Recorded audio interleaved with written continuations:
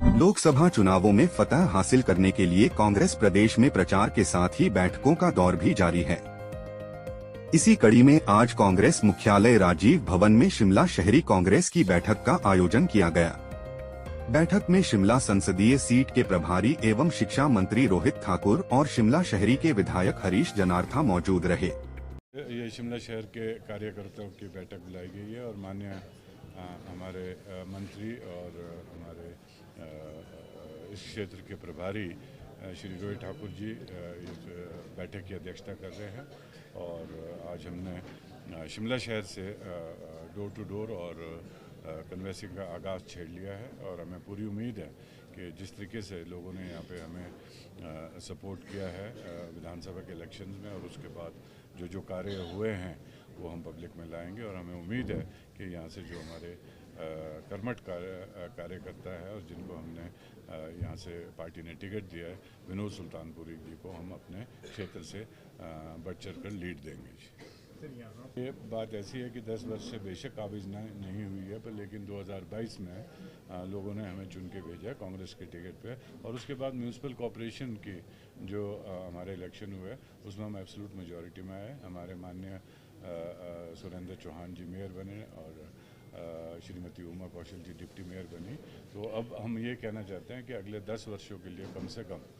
कांग्रेस यहाँ पे काबिज रहेगी। इसमें एक बात भी हमारे विधानसभा क्षेत्रों के कार्यकर्ताओं की मीटिंग हो रही है और इसी संदर्भ में हमारी शिमला शहरी के हमारे हरी जनाटा जी जो हमारे यहाँ के लोकप्रिय विधायक हैं, सभी पार्षदगण और समस्त आपकी शिमला शहरी क्षेत्र के हमारे जो सीनियर कांग्रेस पार्टी के कार्यकर्ता अग्रणी प्रकोष्ठों के सभी, चाहे उसमें महिला कांग्रेस की बात हो, सेवा दल की बात हो, युवा कांग्रेस, एनएसवाई, समस्त शिमला शहरी के हमारे सभी जो कर्मठ साथी है उनकी बैठक। और इसमें निश्चित रूप में जैसे आपने नॉमिनेशन की बात की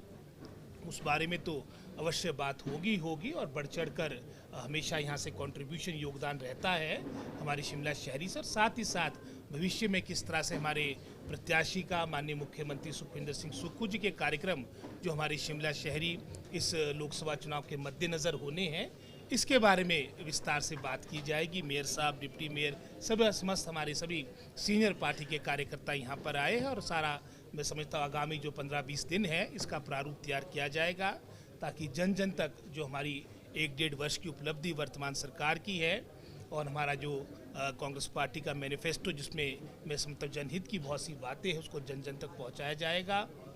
और साथ ही साथ मैं समझता हूँ जो केंद्र सरकार के विशेषकर इनके 2014 और 19 जो इन्होंने बहुत सी झूठी घोषणाएं की थी इसकी बाद में उस घोषणाओं को जुमलों में तब्दील कर दिया था उस पर भी मैं समझता हूँ जनता जनार्दन इन सभी बातों का मनन करेगी। और हमें पूर्ण विश्वास है शिमला संसदीय क्षेत्र ही नहीं समस्त हिमाचल प्रदेश की पार्लियामेंट सीट्स और जहाँ पर उपचुनाव 6 जगह हमारे हो रहे हैं कांग्रेस पार्टी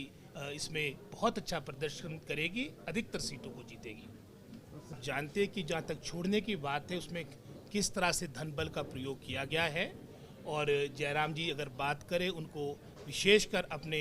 5 वर्ष के कार्यकाल पर मैं समझता हूँ ज़्यादा नज़र डालनी चाहिए। उनने चाहे उपचुनाव की बात थी 2021 में वहाँ पर भी उनकी सत्ता थी, डबल इंजन की सरकार थी केंद्र में प्रदेश में, उसके बावजूद भी चारों को निश्चित आपकी 2021 में हो गए थे और 22 में भी आप जानते हैं कि वहाँ पर कितना अच्छा प्रदर्शन कांग्रेस पार्टी का रहा और अपने जयराम जी का अपना जितना समस्त मंत्रिमंडल था एक आध को छोड़कर पूरा ध्वस्त हुआ, धराशायी हुआ। और पुनः मैं समझता हूँ 2024 में भी पार्लियामेंट और हमारे विधानसभा के उपचुनाव में कांग्रेस पार्टी बहुत अच्छा प्रदर्शन करेगी, अधिकतर सीटों को जीतेगी है।